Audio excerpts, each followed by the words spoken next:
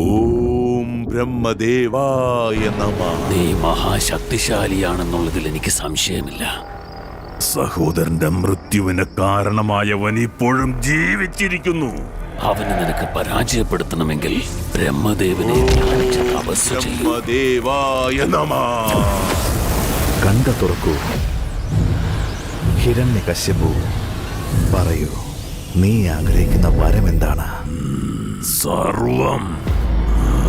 അല്ലയോ ബ്രഹ്മദേവ, ഈ ചരാചരത്തിൽ താങ്കളുടെ സൃഷ്ടിയിലെ ഒന്നിൽ നിന്നും എനിക്ക് മൃത്യു സംഭവിക്കില്ലെന്നുള്ള വരം നൽകണം. പകൽ സമയത്തിലോ രാത്രിയിലോ എന്റെ വസതിയുടെ അകത്തു വച്ചോ അല്ലെങ്കിൽ പുറത്തു വച്ചോ, ആയുധം കൊണ്ടോ തന്ത്രം കൊണ്ടോ, ജീവനുള്ളവയിൽ നിന്നും നിർജീവമായവയിൽ നിന്നും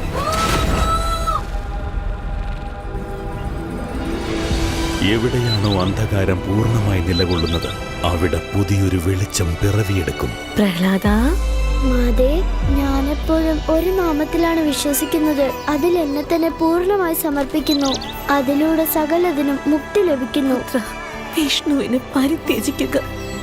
നാം ഒരിക്കലും പരമാത്മാവായ വിഷ്ണു ഭഗവാനെ ശത്രുവായി കാണുകയില്ല.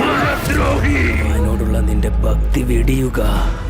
നമ്മുടെ പുത്രൻ പ്രഹ്ലാദന് നാം വധശിക്ഷ വിധിക്കുകയാണ്.